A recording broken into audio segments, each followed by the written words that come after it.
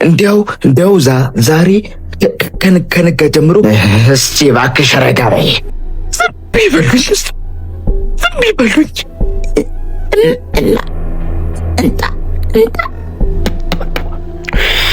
እንኩሳ መቃብር ቤት ከተቀመጠች ከዚያ ወጥታ ለባለ እንድትሰጥ የሚያስገድዳት የለም።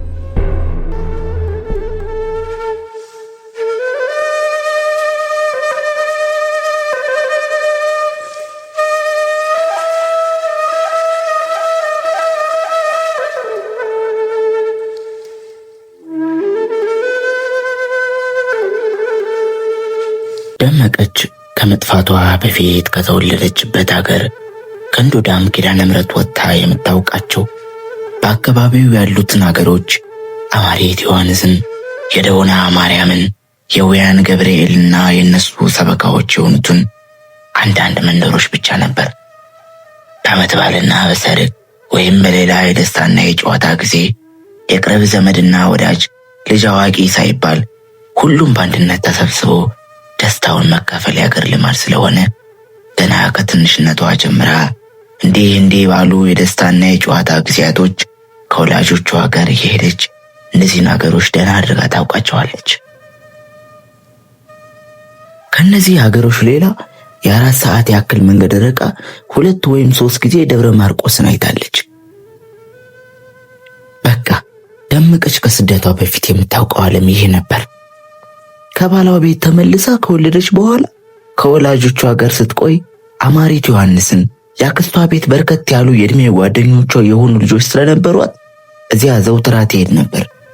ብዙ ጊዜ ልጇን አዝላ እዚያ ትሄድና ምሳዋን እዚያው በልታ አንዳንድ ጊዜ እዚያው ስትጫወት አምሽታ ማታ ያክስቷ ልጆችና የልጅ ልጆች በአንድ ላይ ሆነው ወደ ቤቷ ይመልሷታል። አንድ ቀን ጠዋት ተከስተን ምሳ ስታበላ እሷም አብራው ትንሽ በልታ አማሬት አክስቷ ቤት ስትጫወት ለመዋል መሄዷን ለእናቷ ተናግራ እንደ ልማዷ ልጇን አዝላ ወጣች። ነገር ግን እንደ ልማዷ ቀን ወይም ማታ የራት ጊዜ እስኪያልፍ ወላጆቿን ቢጠብቁም አልተመለሰችም። ከዚያ በፊት ያን ያክል አምሽታ አታውቅም። ስለዚህ ሰግተው መላእክተኛ ወደ አማሬት አክስቷ ዘንድ ቢልኩ መላእክተኛው ተመልሶ መቤቴ እንዲያው ዛሬ ከነጋ ጀምሮ ወዲህ ብቅ አላለችም አሉኝ ብሎ ሲናገር ባሻ ፀሐይ ቤት መጀመሪያ ብርቱ ድንጋጤ፣ ከዚያ ወዴት ልትሄድ ወይም ሊደርስባት እንደሚችል ባለማወቅ ጭንቀት፣ ጥበት ሆነ። ከዚያ ወደ ታምራት ተገኘ የምትመልሱኝ መሆናቸውን ሳውቅ ገደል ገብቼ ሞታለሁ እያለች ለእናት ለአባቷ መላልሳ ትናገር የነበረውን ሲያስታውሱ በየሀሳባቸው አፍነው ሲያብሰለስሉት የቆዩት ጭንቀት ፈነዳና ጩኸት ድብልቅልቅ ሆነ። የእናቷ ሁኔታማ አይነሳም። እየወደቁ እየተነሱ ቀሚሳቸውን ሲቀዱና ጠጉራቸውን እየነጩ ሲጮሁ ለያዥ ለገራዥ አስቸገሩ። ባሻ ፀሐይ ለራሳቸው ተጨንቀው የሚያደርጉትን አጥተው ሳለ ደግሞ በዚያ ላይ ምሽታቸው የሚሆኑትና የሚያደርጉትን ሲያዩ ይብሱን ግራ ገብቷቸው እሳቸው ወደ ማባበልና ወደ ማጽናናት ሄዱ። እስቲ እባክሽ ረጋ በይ። ወዲያውም ይህ የምታደርጊ ሁሉ ክፉ ምልኪ ነው። በልጅቱ ክፉ አታመልኪባት። ረጋ ብሎ ተቀምጦ ምሕረቱን እንዲያወርድልን ከጉድ እንዲያወጣልን አምላክን መማጠን ነው እንጂ እንዲህ ያለው ክፉ ምልኪ ደግ አይደለም፣ ክፉ ያመጣል አሉ ባሻ። ነገር ግን ወይዘሮ ሙሉነሽ በመጽናናት ፈንታ እንዲያውም በባላቸው ላይ ማዕት ያወርዱባቸው ጀመር። ዝም ይበሉኝ ነው፣ ዝም ይበሉኝ አሉ ወይዘሮ ሙሉነሽ። ዝም ይበሉ። ልጅን በገደሉ ጥለዋት የገደሏት፣ ልጅን የበሏት እሱ ሆኑት። የልጄ ገዳይ ደመኛ እሱ ሆኑት። ፋርዶታለሁ ሲሉ ስሜታቸውን መግታት ተስኗቸው ባሻ ፀሐይ ምሽታቸውን ለማጽናናት የጀመሩትን መቀጠል በከንቱ ጊዜ ከማጥፋት በቀር ምንም ፍሬ የሌለው መሆኑን ስለተረዱ እዚያው እየወደቁ እየተነሱ በሚጮሁበት ትተዋቸው ወጥተው የቤቱንም የጎረቤቱንም ወንዶች ሰበሰቡና በአካባቢው ወዳሉት አገሮች ሄደው በየዘመዱ ቤት እንዲፈልጉ አከፋፍለው ሰደዷቸው። ከዚያ እሳቸውም በበኩላቸው አንድ አሽከር አስከትለው ደመቀች ልትደርስባቸው ትችላለች ብለው የገመቱባቸውን ቦታዎች ሁሉ አንድ ሳይቀራቸው ሲፈልጉ አድረው እሳቸውም ሆኑ ሌሎች እንኳንስ ደመቀች ወሬዋንም አጥተው ተመለሱ።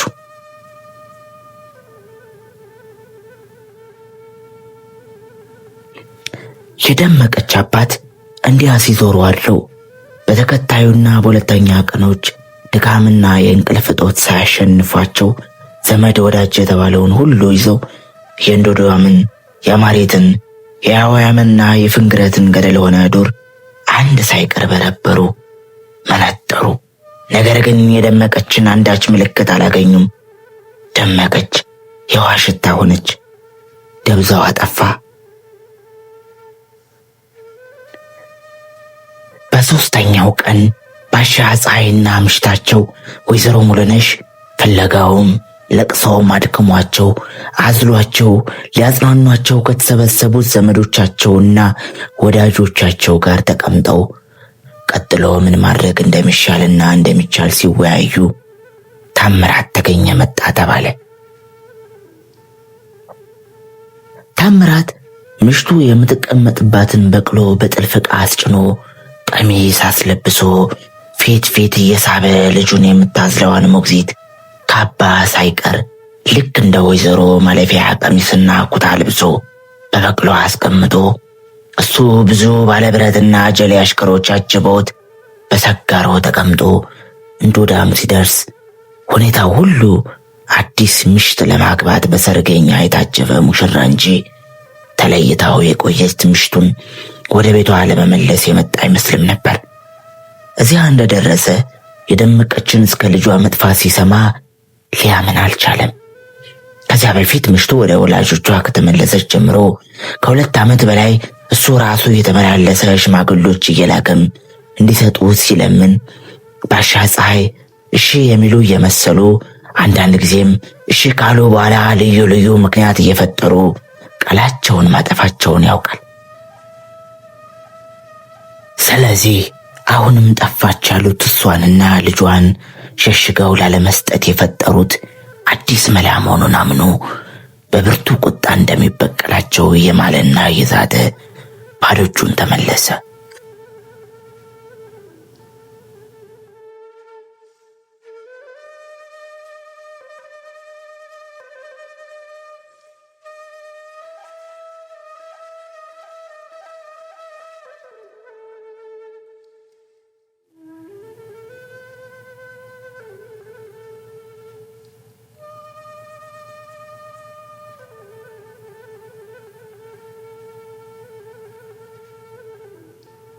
ደመቀች አክስቷ ቤት የምትሄድ መሆኗን ለእናቷ ነግራ ከወጣች በኋላ የደብረ ማርቆስን አቅጣጫ ይዛ ማርየት ዮሐንስንና በአቅራቢያው ያሉትን መንደሮች እስክታልፍ የሚያውቋት ሰዎች አግኝተው የምትሄድበት እንዳይጠይቋት መንገዱን ወደ ጎን እየተወች ትንሽ ራቅ ብላ ሜዳውንም ዱሩንም ስትሄድ ቆይታ እንደ ርም ወንዝ ደረሰችና ስትሻገር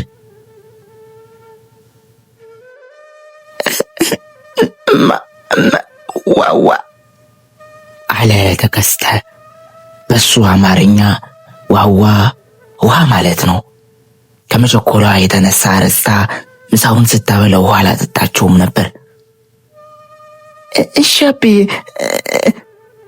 ብላ ከተሻገረች በኋላ አውርዳ ከወንዙ ዳር አስቀምጣው ዙሪያዋን ስትመለከት ከመሻገሪያው ትንሽ ዝቅ ብሎ ከዘንባባዎች መካከል አንድ ኮባ ስላየች እየሮጠች ዳ ከዚያ ኮባ ቅጠል ቀዳ መጣችና አንዳንድ ጊዜ መንደር በቅርብ በሌለበት ውሃ ሲጠጡ እንደሚያደርጉት ከአንድ ወገን ሾጠት ከሌላ ወገን ሰፋ አድርጋ ሸብልላ የኮባ ዋንጫ በጀች።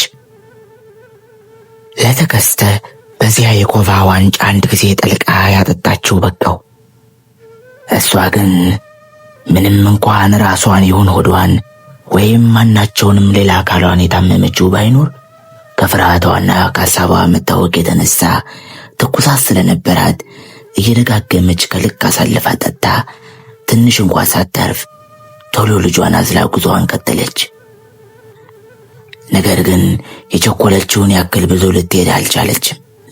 የግብጣይትና ቀበት እንዳጋመሰች ሳምባ ከቦታ ወጥቶ በጉሮሮዋ እንደተወተፈ ሁሉ ከላይ ከላይ የተነፈሰች ሰውነቷ ሁሉ ከጠጣች ውሃ በበለጠ ላብ ተነክሮ ጉልበቶቿን እሷንም ልጇንም መሸከም ተስኗቸው እየተብረከረኩ ብርቱ ድካም ጠቅላላ ዝለት ተሰማት።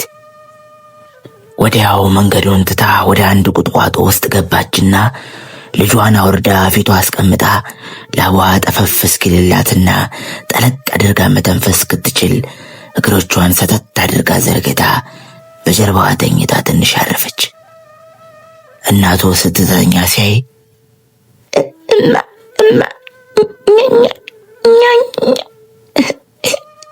አለ ልጇ። ኛኛ በሱ አማርኛ አስተኛኝ ማለት ነው። አንድ ክንዷን አንተርሳ በጎኗ እንዳስተኛችው ወዲያው እንቅልፍ ወሰደው። እንዲያ ትንሽ አርፋ ቆይታ ሰውነቷን አጥልቆት የነበረው ላብ እንደ መድረቅ ሲልና እንደ ልቧ መተንፈስ ስትጀምር ተጠንቅቃ ተነስታ ልጇን እንዳንቀላፋ አዝላ ቀስ እያለች አቀበቱን ዘለቀች።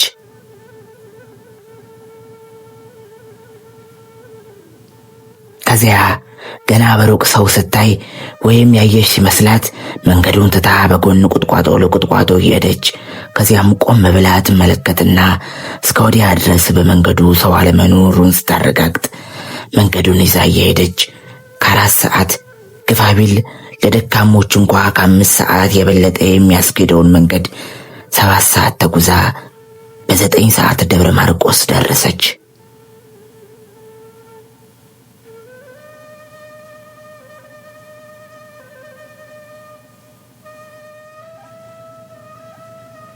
ደብረ ማርቆስ ከተማ የገባች እንደሆነ ድንገት የሚያውቃት ሰው በመንገድ እንዳያጋጥማት ፈርታ በቀጥታ ወደ ቤተ ክርስቲያን ሄደች። እዚያ ከቤተ ክርስቲያኑ ቅጽር ውጭ ስትደርስ በመግባትና ባለመግባት መካከል ስታመነታ ትንሽ ከቆየች በኋላ እንደ ሌባ ቀስ ብላ በጥፍሮቿ እያጣቀሰች ደጀ ሰላሙን ገብታ ቆመችና ያን ሰፊ አደባባይ በቁሙም በወርዱም ከዳር እስከ ዳር ብትመለከት የሰው ይቅርና የሌላ ነፍስ ያለው ነገር ምልክት አይታይም። ሰው እንኳ ምንጊዜም ቢሆን ባዘቦት ቀን ከ9 ሰዓት በኋላ ከቤተ ክርስቲያን ቅጽር ውስጥ አለመገኘቱ የተለመደ ነው። እሷም ከሰው ስለምትሸሽ እዚያ ሰው እንዲኖር አትፈልግም። ነገር ግን የዚያ ሰፊ አደባባይ ፍጹም ባዶነት ከሰው የባሰ አስፈራት። ከዚያ ግቢ ተለይቶ የማያውቁት የዚያ ግቢ ነዋሪዎች የሆኑት የርግቦች የወፎቹና የሽኮኩላዎች ምልክት ያንለት አይታይም ነበር። ያንለት ዓይን የሚያዩ ብቻ ሳይሆን ጆሮ የሚሰማውም አንዳች ነገር አልነበር። ያንለት ወፎች አያንፏጩ፣ ሽኮኩላዎች አይንጫጩ፣ ነፋሱ አይተነፍስ፣ ዛፉ አይንቀሳቀስ፣ እንዲያው ሁሉም ዝም፣ እንዲያው ሁሉም ጸጥ ብለው ያስፈራራ ነበር። ስለዚህ የዚያ ልብ የማያባባ ዝምታ፣ የዚያ ጭርታ እግር ማስፈራትና ቀስ ብላ በጥፍሮቿ እየቆመች የገባችውን ደጀ ሰላም እየሮጠች ቀጥታ ውጭ ቆመች። እዚያ ከቆመችበት አጠገብ አንድ የወደቀ ደረቅ ግንድ ነበር። እሱን ስታይ እስከዚያ ድረስ 7 ሰዓት ሙሉ ስትጓዝ ያልተሰማት ብርቱ ድካም፣ ብርቱ ዝለት ተሰማት። ወዲያው ከ7 ሰዓት በላይ እሷንና ልጇን በአንድ ላይ ተሸክመው የዋሉት ጉልበቶቿ ያ ተጭኗቸው የዋለው ከባድ ሸክም መንገፍግፏቸው በሱ ላይ ለማደም እንደፈለጉ ሁሉ ያን ተጭኗቸው ጨቁኗቸው የዋለ ከባድ ሸክም እምቢ በቃን ብለው ለመገልበጥ እንደፈለጉ ሁሉ በኃይል መታወክ፣ በኃይል መናወጥ ሲጀምሩ ቶሎ ጎንበስ ብላ በሁለት እጆቿ ክንዱን ተመርኩዛ በላዩ ተቀመጠች። ትንሽ ተቀምጣ የሚንቀጠቀጡ ጉልበቶቿን ካሳረፈችና ሰውነቷን ሁሉ አዝሎት የነበረው ብርቱ ድካም እንደማለፍ ካልላት በኋላ ከዚያ ተነስታ ለመሄድ ብታስብ ወዴት እንደምትሄድ አቅጣጫውም መድረሻውም ጠፋት።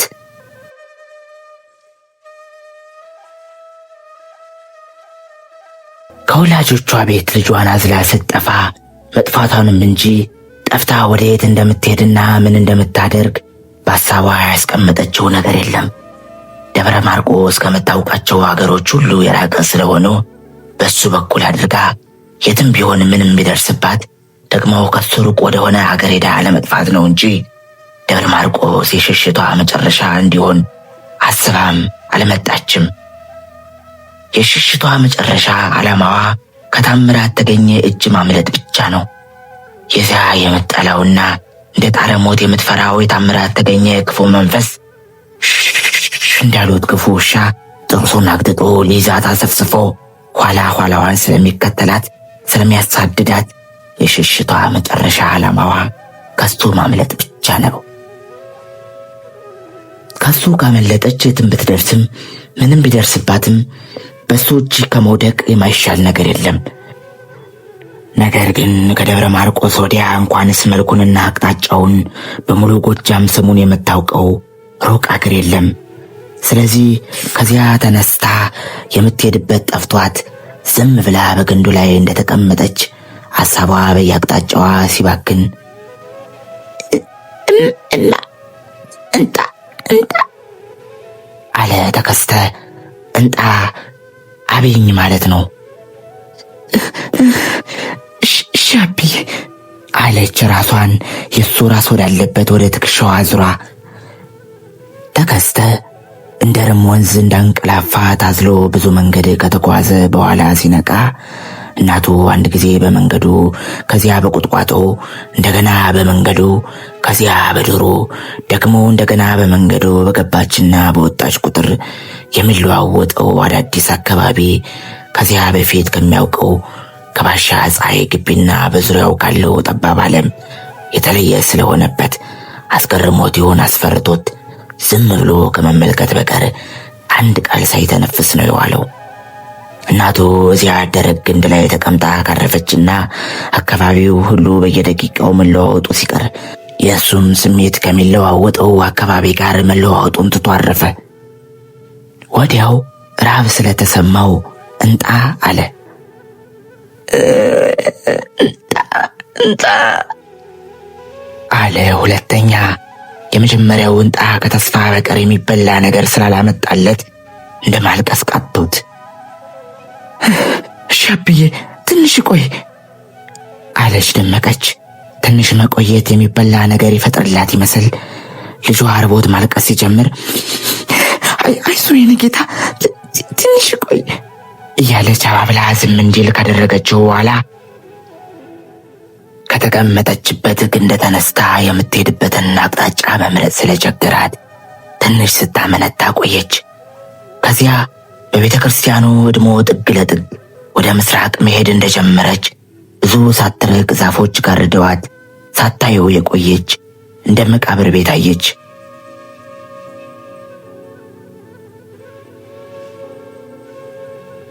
መቃብር ቤቱ ዙሪያውን ካለው ዱር በቀር በአጠገቡ ሌሎች መቃብር ቤቶች ስለማይታዩ በጫካ ውስጥ ብቻውን የተሰራ የመናኝ በዓት ይመስላል። እደጅ ሁለት መበለቶች ተቀምጠው ይጫወታሉ።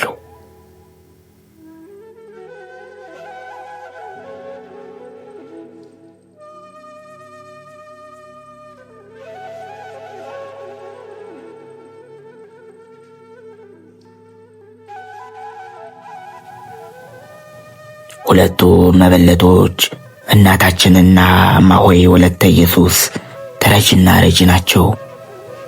ተረጂቱ እናታችን ጎጃም ወደ ደጋው ክፍል ጣሜ ጊዮርጊስ በሚባል ሀገር ነው የተወለዱ።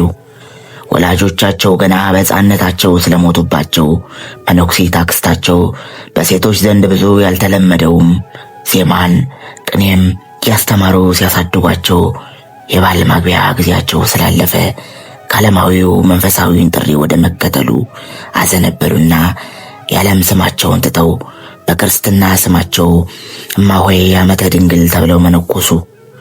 ያን ጊዜ ያገሩ ሰው ለካ ገና ክርስትና ሲነሱ አመተ ድንግል የተባሉ በድንግልና እንዲመነኩሱ ጥንቱን እግዚአብሔር የመደበው ስለሆነ ነው እያለ ተገረመ። እማሆይ አመተ ድንግል ከመነኮሱ በኋላ ጣሜ ጊዮርጊስ ብዙ አልቆዩም። ለአጫጭር ጊዜ ሞጣ፣ ደብረ ወርቅና ዲማ ሲዘውሩ ቆይተው ደብረ ማርቆስ አንድያቸውን ተቀማጭ ለመሆን የገቡበት ጊዜ ረዥም ከመሆኑ የተነሳ እንኳንስ ሌላ ሰው እሳቸውም ረስተውታል። ከሊቅነታቸው ሌላ ንጽሕት ቅድስት ናቸው የመባልን ዝና በደብረ ማርቆስ ብቻ ሳይሆን በአካባቢው ሁሉ አግኝተው ይኖራሉ። ሕልማቸው በመሬት ጠብ የማይል ከመሆኑ ሌላ ትርጉም የማያሻው ጋድ ነው። እግዚአብሔር በግልጽ ያነጋግራቸዋል ተብሎ ስለሚታመን አይርሱኝ የሚለው እንደ ታቦት፣ ያማሉኝ የሚለው ሁሉ የሚያገባላቸውን መብልና መጠጥ ጥሬ ገንዘብ መልሰው ለተመጽዋች ባይናኙት ኑሮ መብል መጠጡ ቀርቶ ገንዘቡ ብቻ ከሀብታሞቹ አንድ ተብሎ የሚቆጠሩ ሊያደርጋቸው በቻለ ነበር። ጊዜ ያለፈ ሲሄድ በትልቁም በትንሹም ዘንድ እየተወደዱና እየተከበሩ ስለሄዱ እማሆይ ዓመተ ድንግል መባላቸው ቀርቶ እናታችን ተባሉ።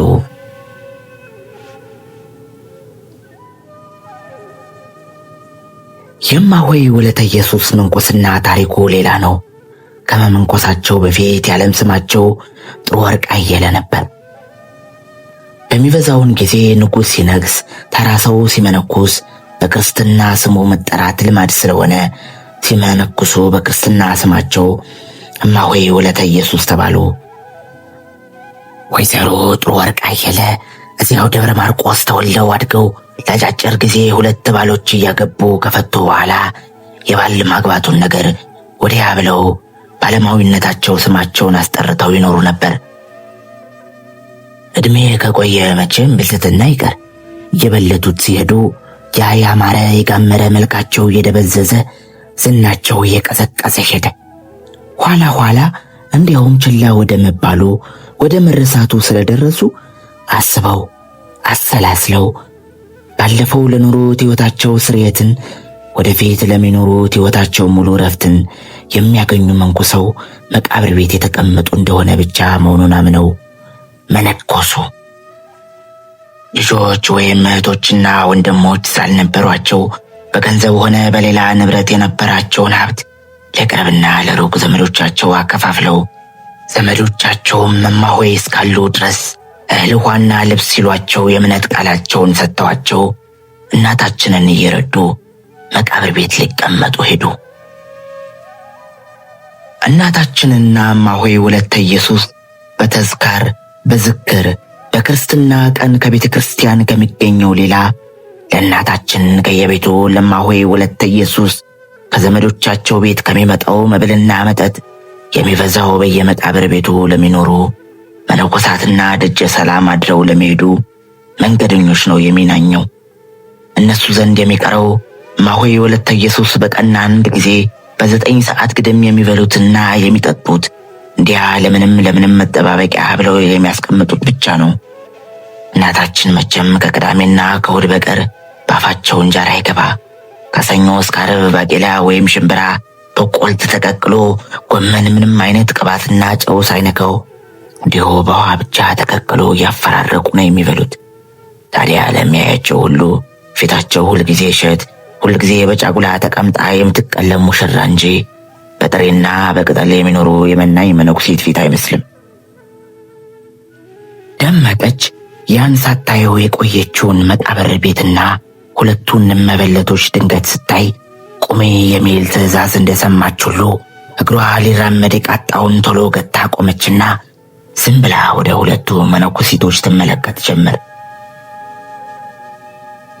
2ቱም የለበሱት ልብስና የደፉት ቆብ ወይባ የተነከረ ይሁን እንጂ ንጹሕ መሆኑ ከሩቅ ያስታውቃል። የቆመችበት ከእነርሱ ትንሽ ራቅ ያለ ስለሆነና ወዲያውም በኋላቸው በኩል ስለሆነች ምን እንደሚነጋገሩ ለመስማትና ፊታቸውን ለማየት ባትችልም በአጫጭር ጊዜ ውስጥ የመላለሱ ሲስቁ ድምፃቸው እዚያ ድረስ ስለተሰማት በጣም ደስተኞች መስለው ታዩት። ከእነሱ ጋር እየተጫወቱና እየሳቁ እዚህ መኖር እንዴት ጥሩ ነው አለች በሐሳቧ።